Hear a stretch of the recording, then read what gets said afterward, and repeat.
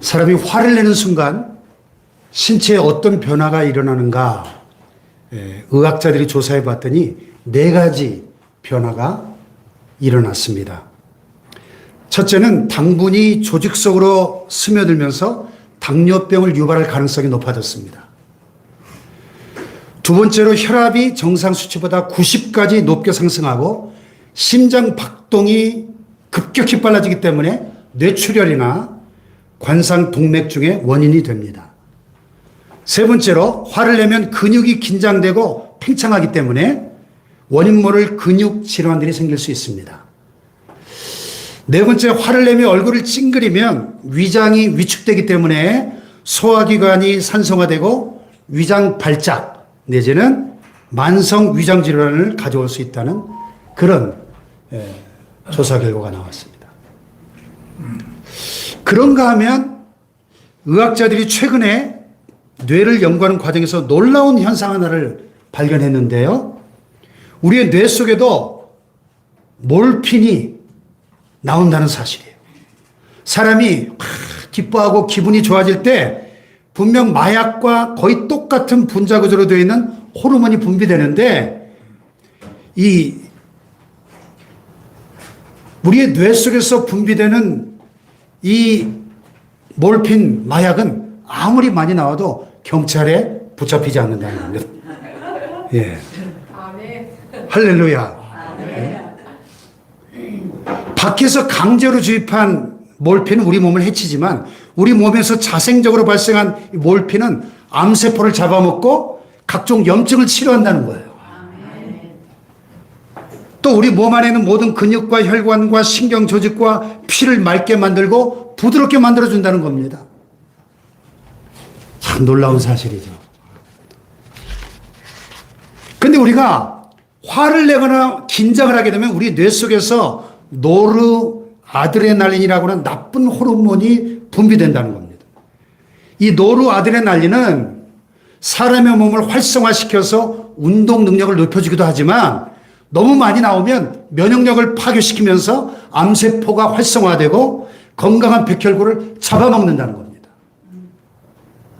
그래서 사람이 마음속에 원한과 분을 품고 이렇게 하루 이틀 지내다 보면 우리 몸이 급격하게 쇠약해지고 이 불쾌한 감정이 지속되면 암 등 각종 질병을 일으키는 원인이 된다는 것입니다. 예. 참 놀라운 의학적 사실인데 현대의학이 최근에 밝혀낸 이 사실을 벌써 지금으로부터 3,500년 전에 지혜왕 솔로몬이 성령의 감독으로 기록한 지혜서 잠언에 이미 이 사실을 이렇게 기록했습니다. 다 같이 읽어볼까요? 마음의 즐거움은 양약이라도 심령의 근심은 뼈로 마르게 하느니라. 아멘. 마음의 즐거움이 양약이라는 거예요. 7년근 인삼 산삼 녹용보다 마음의 즐거움이 우리 기쁨이 최고의 보약이라는 것입니다. 아멘. 할렐루야. 아멘. 그러나 심령의 근심은 뼈를 마르게 한다는 겁니다. 뼈를. 그래서 한의학에서도 질병의 절대적 원인이 뭐냐? 울화. 울화가 뭐예요? 울화. 우라통이 터진다 그러죠. 속이 답답하여 나는 화. 이 속에서 나는 열불 난다 그러죠. 스트레스. 그 화병으로 돌아가신 분들이 꽤 많습니다. 예? 우라병. 예. 이 드라마 같은 데 보면 가끔 회장님이 딱 스트레스 하면서 쓰러지잖아요. 예? 이 울화. 그래서 오스트리아 태생의 캐나다 생리학자이자 스트레스 학설의 권위자인 한스 셀리에라는 분이 뭐라 그러냐면 억지로라도 웃어라. 억지로라도. 예? 방문을 걸어 잠그고 아무도 안 본 데서 억지로 그냥 깔깔대고 웃거나 하루에 억지로라도 몇 번씩 웃으면 우리 몸에 굉장히 건강한 호르몬들이 막 많아진다는 거예요. 아멘. 심지어는요, 영화를 촬영하거나 연극을 할 때 그 배우들이 막 화내는 연기를 하잖아요. 그 화내는 연기를 한 그 배우들의 몸을 조사해 보니까 그 속에 잘못된 호르몬들이 많이 생성되더라는 거예요. 여러분, 연기로라도 화를 내지 마시기 바랍니다.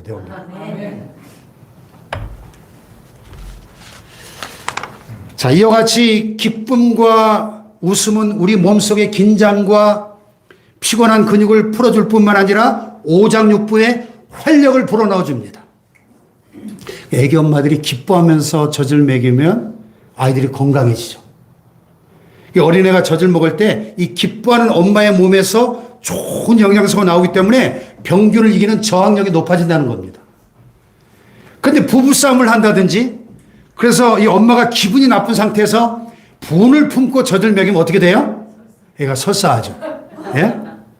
애기 몸이 허약해진다는 겁니다. 이것은 정신세계도 마찬가지예요. 마음의 기쁨이 있으면 어떤 어려움이 생겨도 잘 참고 극복할 수 있는 힘이 생깁니다. 그러나 마음의 기쁨을 잃어버리고 나면 정신적으로도 매우 쇠약해집니다. 그래서 조그만 어려움이 있어도 짜증을 내게 되고 인내심이 없어지고 쉽게 낙심하게 되고 노이로제에 걸리게 됩니다. 그러나 마음속에 기쁨이 있으면 무슨 일을 해도 잘 되고 너무 쉽습니다. 공부하는 학생들도 기쁜 마음으로 공부하면 공부도 잘 되고 성적도 쑥쑥 올라갑니다. 살림하는 주부가 기쁜 마음으로 밥을 하면 밥이 맛있게 잘 됩니다. 그런데 기쁨이 없으면 죽밥, 된밥, 태운밥, 삼층밥이 됩니다. 농부가 기쁨으로 씨를 뿌리면 곡식이 잘 자랍니다. 그러나 짜증스럽게 씨를 뿌리면 싹이 고르게 나지 않고 열매도 알차지 못한 것입니다. 그래서 기쁨은 우리 인생의 바퀴를 보존하는 윤활유 같은 거예요. 기름이에요, 기름. 아무리 성능이 우수한 기계라도 늘 닦고 기름을 치지 않으면 곧 마모돼서 못 쓰게 됩니다. 기름을 치지 않고 계속 사용하기만 하면 과열돼서 망가지고 마는 것처럼 우리 육체와 정서도 우리 영혼도 기쁨의 기름을 치지 않으면 행복의 기름을 치지 않으면 금방 마모돼 버리는 것입니다. 아멘. 자, 오늘 본문의 빌립보서를 보세요. 많은 분들이 빌립보서를 참 좋아합니다. 저도 제일 좋아하는 성경 중에 하나가 빌립보서예요. 이 빌립보서는 언제나 긍정적이고 희망찹니다. 밝은 분위기예요. 그리고 빌립보서 안에는 인생의 모든 고난을 뛰어넘어 항상 기뻐할 수 있는 놀라운 힘이 있습니다. 할렐루야. 이 빌립보 교회가 세워지는 과정과 이 빌립보서의 내용은 깊은 관계가 있습니다. 바울이 고난 가운데 유럽 대륙 첫 교회를 세우게 되는데요. 이 설립자 바울에게 많은 기쁨을 줬던 교회가 바로 이 빌립보 교회입니다. 자, 제가 이제 이번에 가는 성지순례 여정이 바로 바울의 여정인데요. 예. 내일 아마 이제 그리스 아테네부터 시작해서 쭉 거꾸로 바울 여정을 거슬러 가게 됩니다. 바울이 2차 전도 여행 가운데 저 드로아라는 곳에서 환상을 하나 봅니다. 마게도냐 사람 하나가 이리로 건너와서 우리를 도와달라고 막 간절하게 손짓하며 절규하는 거예요. 아하, 하나님께서 유럽 대륙으로 가라고 말씀하시는구나. 그래서 아시아 여행 계획을 취소하고 유럽으로 배를 타고 건너갑니다. 그렇게 해서 빌립보에 도착해서 복음을 전하는 도중에 귀신 들린 여종을 고쳐주는 그 사건으로 큰 곤욕을 치르게 됩니다. 붙잡혀서 매를 맞고 감옥에 갇힙니다. 밤중에 쇠사슬과 착고에 매인 상태로 한밤중에 기도하고 하나님을 찬송하는 가운데 큰 지진이 나면서 감옥문이 열리고 죄수들의 매인 사슬들이 다 벗겨지는 기적이 일어납니다. 그 사건으로 간수장이 회개하고 온 가족이 예수를 믿게 됩니다. 할렐루야. 이 영화의 한 장면 같은 이 사건과 함께 세워진 교회가 바로 빌립보 교회입니다. 고난 중에 억울하다고 하소연하거나 원망불평한 게 아니라 기뻐하며 찬송하다가 생겨난 교회가 바로 빌립보 교회였습니다. 할렐루야. 그래서 이 빌립보서는 감옥하고 깊은 관계가 있어요. 빌립보 교회는 감옥과 함께 세워진 교회고 빌립보서는 바울이 로마 감옥에 갇혀서 쓴 편지입니다. 그래서 에빌골빌. 에빌골빌이 뭐예요? 옥중서신. 신약에 옥중서신 4개가 있는데 에베소서, 빌립보서, 골로새서, 빌레몬서. 그래서 에빌골빌 이렇게 말합니다. 내일의 생명도 보장받을 수 없는 위기 상황 속에서 매를 맞아 피를 철철 흘리는 몸으로 기록한 복음이 바로 이 빌립보서예요. 이 빌립보 교회가 자신들의 영적 아버지 같은 바울이 복음을 전하다가 감옥에 갇혔다는 소식을 듣게 됩니다. 그래서 바울을 위해서 특별한 헌금을 해요. 추운 겨울 입을 옷까지도 필요할 것이고 음식도 사식도 필요할 것이고 성경 헌금도 필요하겠다 생각되어서 젊은 목사 에바브로 디도를 보내가지고 특별한 헌금을 전달하고 바울 옆에서 시중을 들게 합니다. 근데 시중을 들던 에바브로 디도 목사가 오히려 중병에 걸려서 드러눕게 됩니다. 그래서 바울과 빌립보 교회가 그 디도 목사를 위해서 간절히 기도합니다. 하나님의 은혜로 디도가 건강을 회복하고 그 디도 편으로 편지를 써서 빌립보 교회로 보냅니다. 그 서신이 바로 빌립보서예요. 보내는 선물에 대한 감사와 동시에 빌립보 교회가 직면하고 있는 현실적 문제들에 대한 복음적인 대답을 써서 보냅니다. 그 중심에 흐르는 내용이 뭐냐? 바로 기뻐하라 하는 것입니다. 다 같이 기뻐하라. 기뻐하라. 그래서 빌립보서의 별명이 기쁨의 복음이에요. 기쁨의 복음. 이 빌립보서가 총 4장 104절로 된 짧은 편지인데요. 이 4장 안에 기쁨과 관련된 단어가 적어도 20번 이상 나옵니다. 우리가 노래 부를 때 후렴이라는 게 있잖아요. 후렴. 가장 중요한 메시지를 반복적으로 부르지 않습니까? 마찬가지로 빌립보서에 후렴이 있는데 그게 뭐냐면 기뻐하라. 기뻐하라. 다 같이 기뻐하라. 기뻐하라. 그렇다면 성경이 말씀하고 있는 기쁨이 뭘까요? 그동안 한국교회가 말하던 기쁨이 뭐 세속적인 쾌락은 아니라 할지라도 세상 사람들이 말하는 기쁨과 크게 다르지 않았습니다. 예수를 믿으면 무조건 다 만사형통하고 무조건 건강해지는 것이 예수 믿는 이유고 예수 믿고 받는 복이라고 생각을 했습니다. 그러나 이제는 기쁨의 이유가 달라져야 한다는 것입니다. 예수님을 믿고 내 환경이 달라진 것만이 복음이 아니라 환경은 그대로 있지만 내가 달라지는 복음이 필요하다는 것입니다. 아멘. 고난으로 가득한 환경에도 불구하고 그 환경을 초월해서 기뻐할 수 있는 성숙한 신앙이 요구된다는 것입니다. 아멘. 할렐루야. 아멘.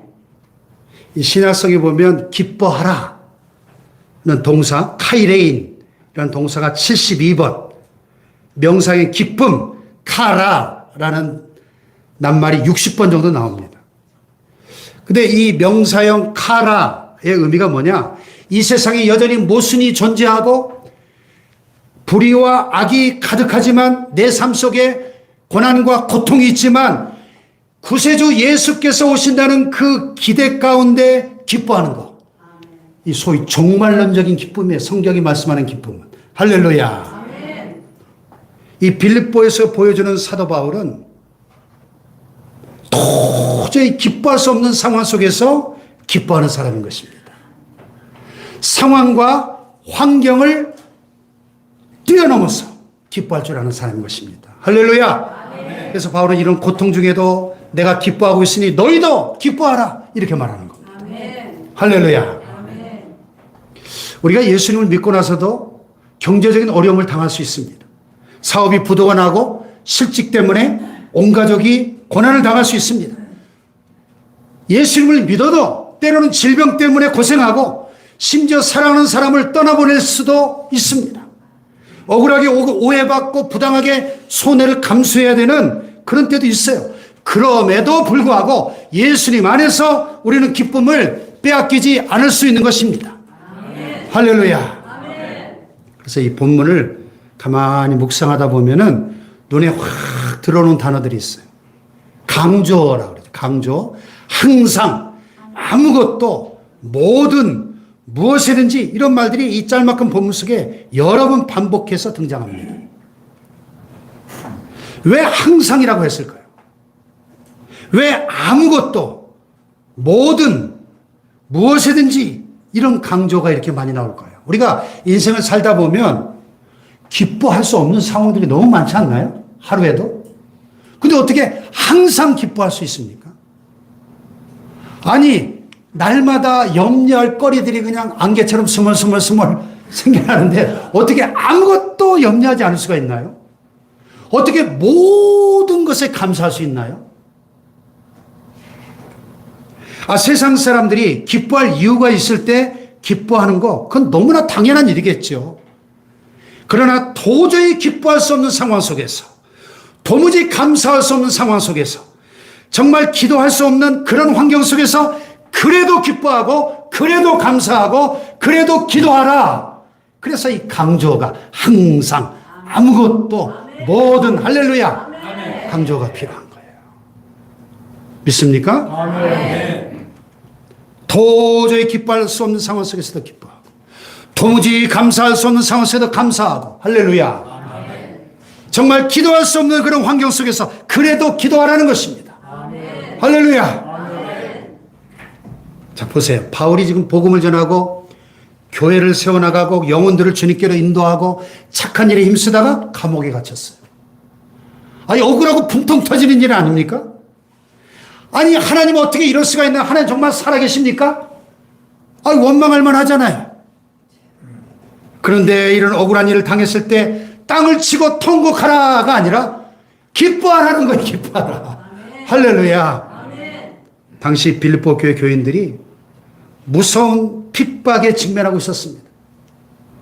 그런데 빌립보 교인들이 이런 심각한 현실적 상황을 깨닫지 못하고 자기들끼리 갈등하고 부딪혀서 분열을 일으키고 있었습니다. 그래서 4장 2절에 보면 바울이 이런 권면을 하지 않을 수가 없었어요. 내가 유오디아를 권하고 순두개를 권하노니 주 안에서 같은 마음을 품으라. 유오디아와 순두개는 빌립보 교회 안에 가장 중요한 두 여성 지도자였을 것이라고 성경학자들이 말합니다. 근데 이 두 여성 지도자들이 마음이 맞질 않아가지고 매사에 티격태격 다투는 거예요. 여러분, 교회 안에 이런 갈등과 분열은 사소해 보일지 몰라도 뚝방의 작은 틈새처럼 순식간에 공동체 전체를 파멸로 몰아가시는 위험 요소라는 사실을 잊지 말아야 됩니다. 교회 내부의 갈등과 분열 때문에 무너져버린 교회들이 얼마나 많은지 몰라요. 아마 지난 20, 30년 안에 바로 이 문제 때문에 무너진 한국 교회들이, 그래서 교회를 떠나간 사람들이 적어도 한 500만 원 되지 않을까요? 적어도. 교회들이 깨지면서 내부의 갈등과 다툼 때문에 그 꼴 보기 싫어서 교회 떠나버리는 가난한 성도들이 뭐 200만, 300만 그러는데 이 문제 때문이에요. 그래서 여러분, 바울은 주님 안에서 같은 마음을 품어라. 주님의 사랑으로 서로 사랑하고 같은 마음, 같은 생각, 같은 말을 하고 성령이 하나 되게 하신 것을 힘써 지켜야 된다. 아멘. 할렐루야. 아멘. 어찌 보면 참 철딱선이 없는 교회들 아닙니까? 영적 아비 바울은 복음을 전하다 감옥에 갇혀있고 지금 자신들 앞에 무서운 핍박이 몰려오는 위기 상황인데 자기들끼리 갈등하고 분열하고 있으니 말이죠. 야, 너희들 참 잘 논다, 잘 놀아. 너희들 구제불능이구나. 생각이 거기까지밖에 못 미치니 빌립보 교인들 향해서 호되게 꾸짖고 책망할 만한 그런 상황이에요, 지금. 그럼에도 불구하고 사도 바울은 감사했고 빌립보 교회를 인하여 감사하며 기뻐하고 또 내가 감옥에 갇혀서 이렇게 기뻐하듯이 너희들도 그런 상황 속에서도 기뻐하라, 이렇게 권면하는 겁니다. 할렐루야. 그것이 그리스도인이라는 거, 그리스도인. 아멘. 우리가 살다 보면 참 억울한 일이 많습니다. 분통 터질 만한 일들이 얼마나 많아요. 우리의 기쁨을 빼앗아가는 사건들이 얼마나 많습니까? 정말 세상을 향해서 막 주먹을 휘두르고 싶을 그런 때가 많잖아요. 그때 오늘 본문은 우리에게 그래도 기뻐하라, 항상 기뻐하라 말씀하는 겁니다. 할렐루야. 아멘. 우리 그리스도인은 항상의 존재, 항상의 존재. 상황과 환경 따라 좌우되는 존재가 아니고 그리스도인이라는 존재 자체 때문에 행복할 수 있는 사람인 것입니다. 예수님 안에서 항상 기뻐하는 전천후 행복인. 것입니다. 할렐루야. 그래서 월요일은 원래 행복한 날, 화요일엔 화가 나도 기쁜 날, 수요일에는 수수하게 웃는 날, 목요일에는 목청 높여 노래하는 날, 금요일에는 금방 웃고 또 웃는 날, 할렐루야. 토요일에는 기쁨이 톡톡 튀는 날, 주일에는 주님과 함께 기뻐하며 즐기는 날, 할렐루야. 이게 그리스도인이에요.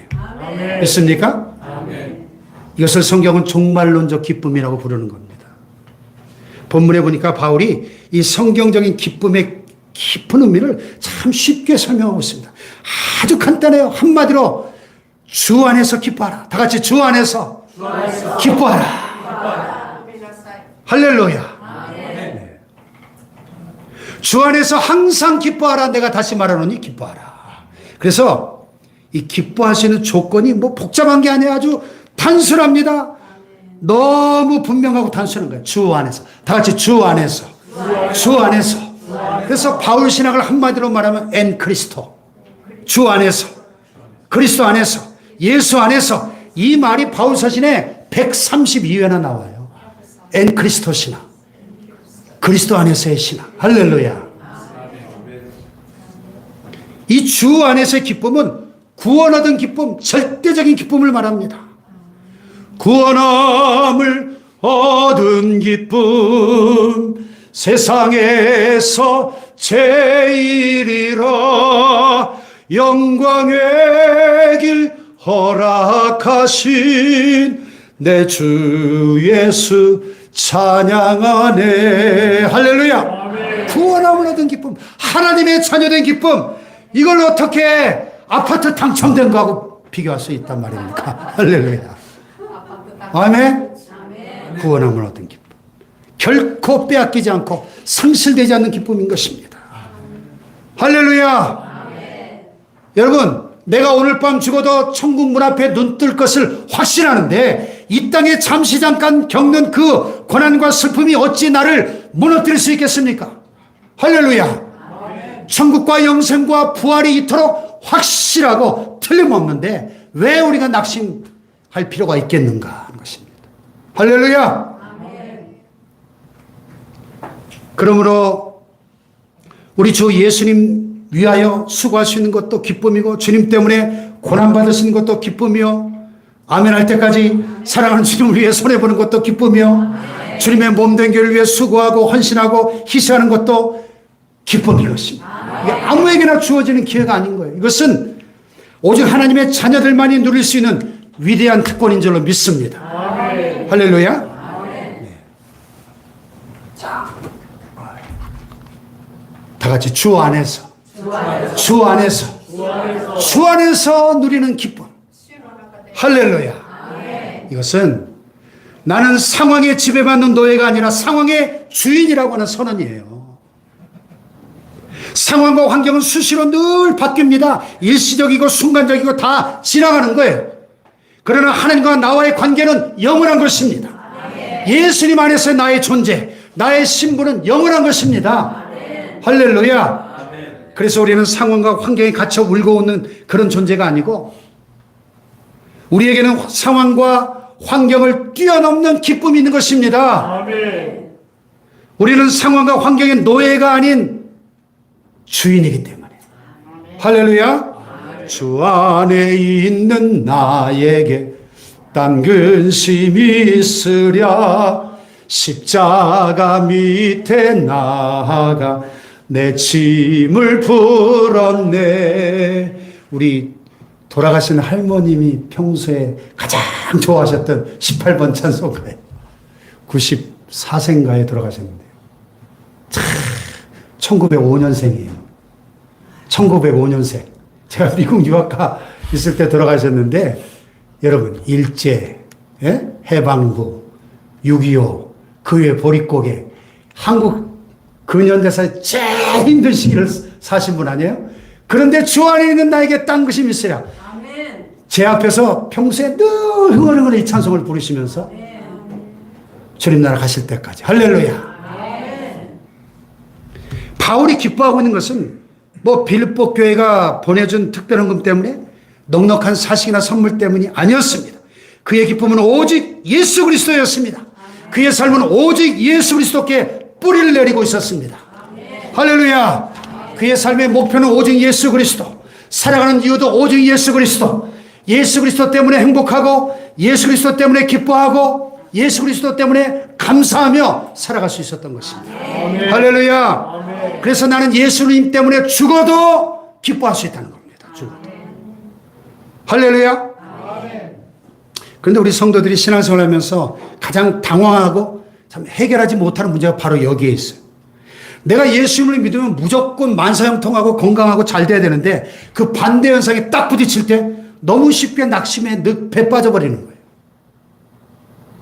그러나 여러분, 하나님께서는 당신의 사랑하는 자녀들에게 반드시 궁극적인 승리를 약속하셨습니다. 근데 그 승리의 정상에 오르기까지는 때로 사망의 음침한 골짜기를 지나가고 시련의 계곡을 건너갈 수가 있습니다. 눈물 골짜기를 통과해야 될 때가 있어요. 이 중간 다리를 견디지 못해 포기해버리면 그야말로 진정한 만사형통을 체험할 수 없는 거죠. 요셉의 생애가 보여주는 진정한 만사형통. 꼬이고 망하고 망한 인생처럼 보이지만은 합력하여 선을 이루시는 요셉의 생애 속에 나타난 그런 진정한 만사형통을 여러분 누리는 축복의 주인공들 되시기를 바랍니다. 네.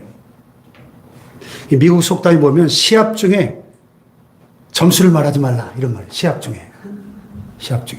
지금 아시안 게임이 한창인데요. 저도 스포츠를 좋아해가지고 막 열심히 봅니다. 어제 보니까 그 한국 남자 탁구 장우진인가? 단식에서 3대0으로 깨지다가 일본 선수하고 3대0을 아이고 졌구나. 4세트를 먼저 딴 3대0으로 지고 있더라고.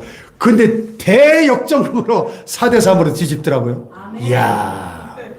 시합 중에는 점수를 말하지 말라는 거예요. It ain't over till it's over. 미국 프로야구의 전설 요기베라가 명언했잖아요. It ain't over till it's over. 끝나기까지 끝난 게 아니다. 야구는 9회 말 투아웃부터. 할렐루야. 신앙생활도 똑같아요. 여러분이 직면하고 있는 현실의 상황들을 너무 조급하게 판단하지 마십시오. 하나님께서 여러분의 길을 열어주시길 원하십니다. 하나님은 모든 것이 합력하여 선을 이루시는 분입니다. 하나님의 사람들이 때로 전투에 실패할 수 있어요. 그러나 궁극적인 전쟁에서는 반드시 승리하게 되는 것입니다. 할렐루야. 그래서 흔히 비유적으로 두 종류의 인생이 있다고 말해요. 온도계 같은 인생이 있고 온도 조절기 같은 인생이 있다는 거 제가 전에도 한번 말씀을 드린 기억이 나는데 우리 신앙인들 중에도 온도계 같은 사람이 있고 온도 조절기 같은 사람이 있어요. 자, 온도계는 어때요? 요즘처럼 날씨가 쌀쌀해지면 내려가요. 그죠? 내려가. 날씨가 더우면 올라가요. 그리고 온도계 같은 사람 환경에 따라 기분이 오르락 내리락. 신앙생활도 오르락 내리락 합니다. 기쁨도 오르락 내리락 합니다. 그러나 온도 조절기는 어때요? 날씨가 추우면 조절기로 올려요. 날씨가 더우면 조절기 내리면 됩니다. 그 온도 조절기에 따라 방안 온도가 오히려 달라집니다. 그렇습니다. 온도 조절기는 안으로부터 오히려 온도를 조절해요. 외부의 환경에 지배당하는 삶이 아니라 오히려 환경을 지배하는 삶인 것입니다. 이것이 크리스천의 삶이요 능력인 것입니다. 여러분 그런데 환경에 따라 오르락 내리락하는 온도계 신앙이 아니십니까? 옆에 분에게 물어보세요. 온도계입니까? 온도 조절기입니까? 한번 물어보세요. 예? 당신은 온도계입니까? 온도 조절기입니까? 물어보세요. 온도 조절기. 할렐루야. 근데 우리 삶을 지배하는 온도계를 가만히 보면요. 어떤 분들은 돈이 온도계야. 그래서 장사가 잘 되면 막 콧노래가 절로 나와. 근데 장사가 안 되면 세상 다 산 사람 같은 표정을 짓습니다. 어떤 사람은 주식이 온도계야, 주식이. 그래서 주식이 올라가면 막 갑자기 기분이 좋아집니다. 그런데 주식이 뚝 떨어지면 코가 쑥 빠져다닙니다. 어떤 사람은 자식의 성적이 온도계야. 자식의 성적이 올라가면 막 세상 살맛이 납니다. 근데 성적이 떨어지면 세상 만사 재미가 없습니다. 어떤 분은 외국에 나가 있는 아들이 온도계야. 아들하고 웃으면서 통화하면 하루 종일 기분이 좋아요. 우울한 전화 한 통 받으면 하루 종일 기분이 나쁩니다. 이게 온도계 신앙이에요. 온도계 신앙. 그 얘기를 듣고 보니 나도 온도계였네. 어떻습니까? 근데 사실 이런 온도계는 내가 어떻게 할 수 없는 영역이에요. 온도계에 집중해서 살면 환경 때문에 일희일비하면서 웃고 오는 삶을 피할 수 없어요. 결국 그것 때문에 내 인생이 불행해집니다. 그러나 온도 조절기는 내가 영향을 미칠 수 있는 영역입니다. 비록 환경이 어렵지만 우리는 기도할 수 있습니다. 경제적 어려움으로 막다른 골목이 있는 것 같지만 믿음의 눈을 열고 보면 창조적으로 긍정적으로 그 사건을 볼 수 있는 것입니다. 나사로가 죽을 병 걸렸다는 소식을 들었을 때 예수님이 이 병은 죽을 병이 아니라 하나님의 영광을 나타낼 일이다. 할렐루야. 사람들의 영향을 받고 스트레스 받는 삶이 아니고 다른 사람을 오히려 축복하고 거룩한 영향력을 미치는 삶을 사는 것이 온도 조절기의 삶인 것입니다. 할렐루야. 놀라운 것은 온도계 영역이 커져가면 커져갈수록 온도 조절기 영역은 점점 줄어들어요. 반대로 온도 조절기 영역이 커지면 커질수록 온도계 영역은 점점 작아지는 겁니다. 자, 옆에 분과 악수하며 온도 조절기가 됩시다. 온도 조절기가 됩시다. 온도 조절기. 예. 할렐루야. 음악의 성인 악성이란 별칭으로 불리는 독일의 유명한 작곡가 베토벤. 제가 이 마지막 예화를 위해서 어제 베토벤 영화를 유튜브에서 1600원에 사가지고 2시간짜리 영화를 보고 잤는데요. 이야, 베토벤. 위대한 독일의 작곡가죠. 그런데 베토벤이 32살 때 유서를 작성합니다. 아주 비극적인 내용의 유서 한 장을 작성해요. 32살의 젊은 나이에. 베토벤은 평생 가난과 병고에 시달렸습니다. 17살에 어머니가 세상을 떠나고 28살 때 청각을 잃어요. 아니, 음악가가 청각을 잃으면 끝난 거 아니에요? 작곡을 해야 되고 지휘를 해야 되는데 청각을 잃어요. 28살에. 그것 때문에 사랑하는 연인과 또 헤어져야 되고 결혼도 신부 아버지가 반대해가지고 결혼도 못하고. 그래서 그가 자살을 결심하고 그 동생들에게 주는 유서를 쓴 거예요. 그 유서에는 삶에 대한 회한과 원망이 가득 담겨 있었습니다. 나는 지난 6년 동안 미래에 대한 막연한 희망으로 지냈다. 이제 머지않아 삶을 마감할 것이다. 오 신이시여 내게 기쁨의 날을 허락해 주소서. 뭐 이런 유서예요. 이 세상의 삶이 더 이상 기쁨이 없고 오직 죽음을 통해서만 기쁨을 얻을 수 있다고 생각하고 자살하려고 한 겁니다. 그런데 그가 끝내 자살을 실천하지 못하고 새로운 인생을 살기로 결심하게 돼요. 그리고 이런 글을 썼습니다. 내가 죽음을 생각했을 때 음악에 대한 열정이 나를 붙들었다. 문득 하나님께서 내게 명령하신 일을 다 끝내기 전에는 이 세상을 떠날 수 없다는 생각이 들었다. 앞으로 내 손을 통해 태어나야 할 음악들, 그것들을 생각하며 나는 지금의 비참한 삶을 견뎌내고 있다. 그래서 자살을 포기하고 하나님께서 주신 그 음악에 대한 그 재능과 그 열정 하나로 남은 삶을 버티는 거예요. 그로부터 정확히 26년이 지난 1824년 5월 7일에 베토벤은 오스트리아 비엔나의 케넨트 노트르 극장에서 그의 마지막 교향곡 합창 교향곡이 장음하게 울려 퍼지는 모습을 지켜볼 수 있었습니다. 근데 그는 그때 이제 청각이 거의 상실된 상태였기 때문에 그 멋진 교향곡의 장엄하고 아름다운 선율을 전혀 들을 수가 없었어요. 또 청중들의 그 우레와 같은 박수 소리도 들을 수가 없었습니다. 그러나 그의 마음속에는 이루 말할 수 없는 기쁨이 막 솟구쳐 올랐습니다.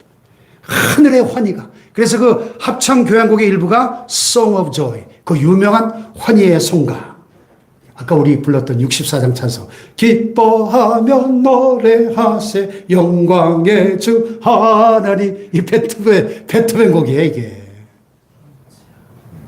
비록 베토벤의 상황을 고려해 지은 찬송시는 아니지만 당시 베토벤의 모습을 정확하게 보여주는 가사입니다. 안에서 항상 기뻐하라. 내가 다시 말하는 기뻐하라. 내게 능력 주신 자 안에서 내가 모든 것을 할 수 있다고 바울이